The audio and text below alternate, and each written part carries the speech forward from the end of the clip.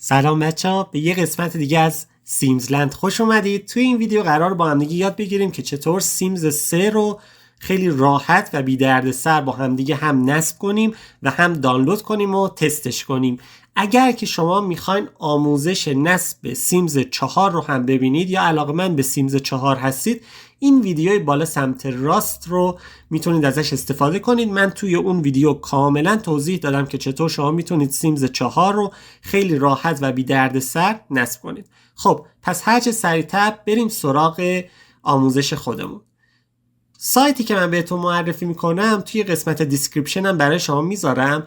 اینجا هست، این سایتی هست که داریم با هم دیگه میبینیم. توی قسمت دیسکریپشن پایین ویدیو موجود، شما میتونید برید ازش استفاده کنید. میان پایین تر میبینید که نوشته در واقع دانلود بازی سیمز 3 کامپلیت ادیشن و همچنین هر چقدر یه مقدار دیگه میان پایین تر اینجا شما میتونید پک های مختلف سیمز رو ببینید که چه پک هایی رو اینجا داره پوشش میده. همچنین بهتون بگم که این سایت با اینترنت ترافیک داخلی این رو حساب میکنه، بنابراین نگران در واقع هزینه اینترنتتون خیلی نمیخواد باشید.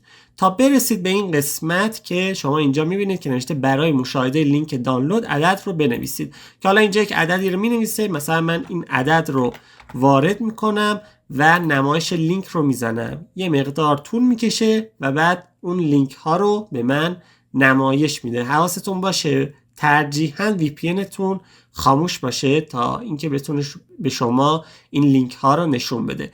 میبینید که نوشته که شما میتونید از طریق فیتگل، یعنی نسخه فیتگل هست، شما میتونید با حجم 10 گیگ و 8 دهم نسخه کامل سیمز 3 رو اینجا داشته باشید که توی 6 پارت و همچنین پارت های اختیاری داره اون رو به شما ارائه میده که شما میتونید این قسمت رو هم دانلود کنید. همچنین رمز فایل ها رو هم اینجا به شما نشون میده. خب پس شما میتونید این 6 تا پارت و همچنین این قسمت فایل اختیاری رو دانلود کنید و اون رو بخواین نصبش کنید.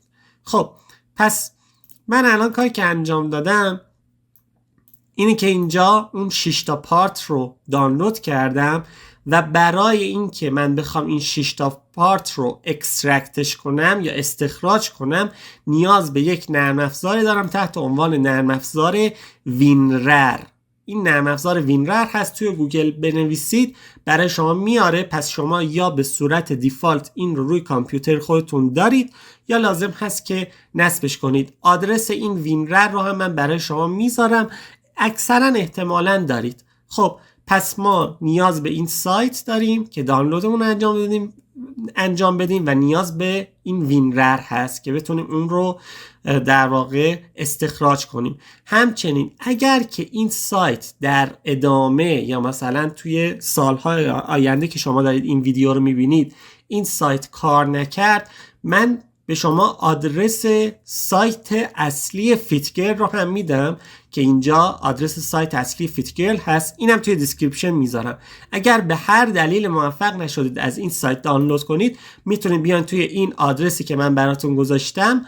اینجا شما میتونید، البته اینجا دیگه احتمالاً با VPN تون فعال باشه، شما میتونید اینجا بیاین در واقع اینجا رو کلیک بزنید که لینک های مستقیم رو به شما نشون بده و تمامی پارت های سیمز 3 رو شما میتونید اینجا داشته باشید و این رو دانلود میکنید و از اینجا به بعد که من صحبت میکنم یا ادامه آموزش رو میدم فرقی نمیکنه که شما این فایل ها رو دانلود کرده باشید یا این فایل ها رو دانلود کرده باشید. از اینجا به بعد شبیه به هم دیگه میشه گفت هست آموزشمون. خب پس کاری که انجام میدم، من اول میام این رمز فایل های فشرده رو اینجا کپی میکنم و میام بیرون.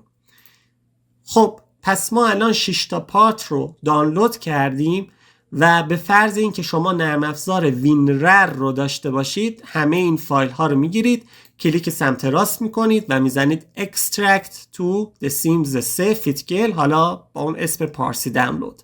پس حواستون باشه اگر که نرم افزار وینرر نصب باشه شما میتونید اینا رو ببینید، اگر که اینا رو نمیبینید احتمالاً برای شما نصب نیست. خب پس من میام اینجا میزنم extract to the sims 3 fitgel. از من یک رمزی رو میخواد، اینجا من شو پسورد رو میزنم. این رمز همین رمزی است که شما اینجا کپی میکنید. پس شما اینجا این رمز رو کپی میکنید و اینجا این رو پیست میکنید و اوکی رو میزنید.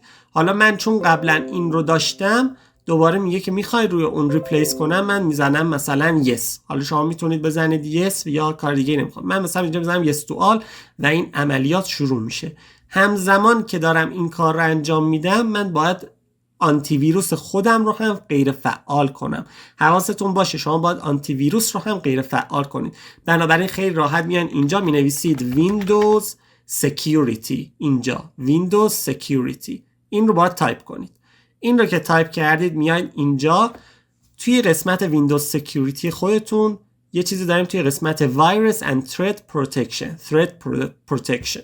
شما میاین روی این Virus and Threat Protection میزنید، میاین توی قسمت Manage Setting میزنید و Real Time Protection رو شما باید آف کنید.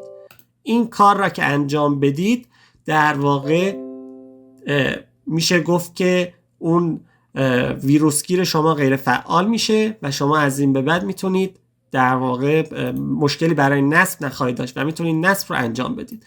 پس ما صبر میکنیم تا این قسمت اکسترکتینگ تموم بشه و در ادامه با همدیگه میبینیم که چطور سیمز 3 رو نصب کنیم. خب کم کم دیگه اکسترکت ما داره تموم میشه و اینجا که دیگه به 100% برسه به صورت کامل بازی استخراج شده توی اون فولدری که براتون در نظر گرفتیم. حواستون باشه قبل از اینکه این فولدر رو باز کنید حتما آنتی ویروس خودتون رو غیر فعال کنید. خب پس من یه مقدار این رو بزرگتر میکنم تا این فولدر رو ببینیم و بعد واردش میشیم. توی این قسمت باید ما این فایل ستاپی رو که اینجا موجوده، باز من یک مقدار این رو بزرگترش کنم، فایل ستاپی که اینجا موجود هست رو کافیه که روش دبل کلیک کنید. اگر شما آنتی ویروس خودتون رو فعال نکرده باشید یا یک آنتی ویروس دیگه روی سیستم شما نصب باشه، احتمالی که این فایل رو پاک کنه توی این مرحله وجود داره. بنابراین شما وارد این فولدر میشید و میبینید این فایل نیست. پس حواستون به این مورد باشه. این رو حتما حواستون باشه که آنتی ویروستون غیر فعال باشه. روی ستاپ کلیک میکنید. اگر چیزی اینجا میاد yes رو میزنید و اینجا از شما زبان بازی رو میخواد. زبان بازی رو انگلیسی داره و روسی که من انگلیسی رو انتخاب میکنم. اینجا عین همون آموزش سیمز 4 که داشتیم وارد ستاپ فیتگرل میشیم. اگر که کامپیوتر شما رم 2 گیگ به پایین تر رو داشته باشه این گزینه رو باید فعال کنید. اما اگر کامپیوتر شما رم 2 گیگ به بالاتر رو داشته باشه این گزینه رو غیر فعال کنید. از کجا این رو بفهمیم؟ کلیک سمت راست میکنیم، تاسک منیجر رو میاریم، میریم توی قسمت پرفورمنس و اینجا شما توی قسمت مموری میتونید در واقع ببینید که چه میزان حجمی رو رمتون داره. مال من اینجا 19.9 یا همون 20 گیگ مموری رو داده. 20 گیگ مموری رو داره. پس حواستون باشه. الان من پس بالاتر از در واقع 2 گیگ رمی هستم که اینجا داره میگه. پس من اینجا این گزینه رو غیر فعال میذارم بمونه و نکست رو میزنم. اینجا اطلاعاتی راجع به نصب بازی میبینید که سال انتشار بازی، دیولوپرش کی بوده، پابلیشرش مال کی بوده که همون EA گیمز خودمونه. اطلاعاتی که به درد شما نمیخوره. نکست رو میزنیم و اینجا از شما میخواد که یک محل نصبی رو براش انتخاب کنید. حواستون باشه سیمز 3 برای نصب سیمز 3 اون پکی که ما اینجا بهتون معرفی میکنیم نزدیک به 22 گیگابایت فضای خالی میخواد.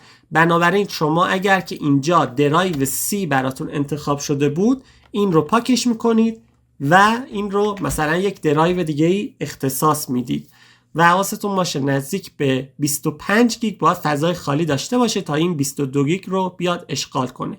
این دوتا گزینه رو هم حتما فعال کنید. بعد از اون نکست رو میزنید. اگر که شما چیز دیگه ای هم اینجاها داشتید، اینجا در واقع شما میخواد که چه چیزهایی رو یا چه مودهایی رو بخواد نصب کنه، شما تیک همه رو اینجا بزنید. همچنین زبان رو هم اینجا روی انگلیسی تنظیم کنید. زبانهای دیگه ای هم داره، متاسفانه از زبان فارسی پشتیبانی نمیکنه. و بعد شما اینجا این 3 تا تیک رو هم فعال میکنید. برای اینکه بازی به صورت صحیحی نصب بشه و اجرا بشه روی کامپیوتر شما، نیاز هست که دسترسی شما به اینترنت متصل باشه و این 3 تا تیک هم فعال باشه. من چون قبلا این بازی رو نصب کردم، این 3 تا تیک رو من فعال نمی کنم. ولی اگر که شما برای بار اول دارید سیمز رو نصب میکنید، حتما این 3 تا تیک رو فعال کنید که من این کار نمی کنم. اگر هم در واقع شما فایل های اختیاری یا کانتنت استور آیتمز رو داشته باشید، احتمالاً اینجا یک این تیک برای شما فعال میشه که نوشته All items from content store. تیک این رو هم حتما فعال کنید. من چون دانلودش نکردم، پس این گزینه برای من غیر فعاله و در انتها اینستال رو میزنم و ثبت میکنم تا عملیات نصب سیمز 3 برای ما انجام بشه. همینطور که میبینید یه مقدار زمان پیش بینی رو به شما نشون میده دیگه. حالا ما صبر میکنیم تا به انتهای این نصب برسیم. خب وقتی مرحله نصب به پایان رسید، شما وارد این پنجره میشید که در واقع میگه که سیمز 3 رو لانچ کنید که ما نمیخوایم این کار رو بکنیم. میگه که سایت فیتگرل رو باز کنید که خب ما این رو به شما معرفی کردیم یا لینکش توی قسمت دیسکریپشن ویدیو ما وجود داره. و یه مورد دیگه هست که نوشته Verified Files Integrity که میخواد ببینه انسجام فایل ها درسته، همش به درستی نصب شده یا نه.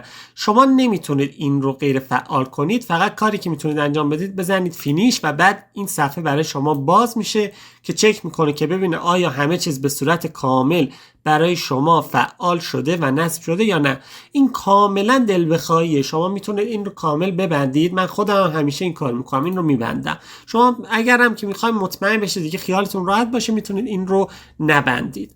و خب اگرم دانلودی رو داشت از قبل، یعنی در واقع اگر اون 3 تا تیک رو هم فعال کرده بودید، یه سری دانلود هم نیاز بود که انجام بده که با حتما دسترسی به اینترنت باز باشه.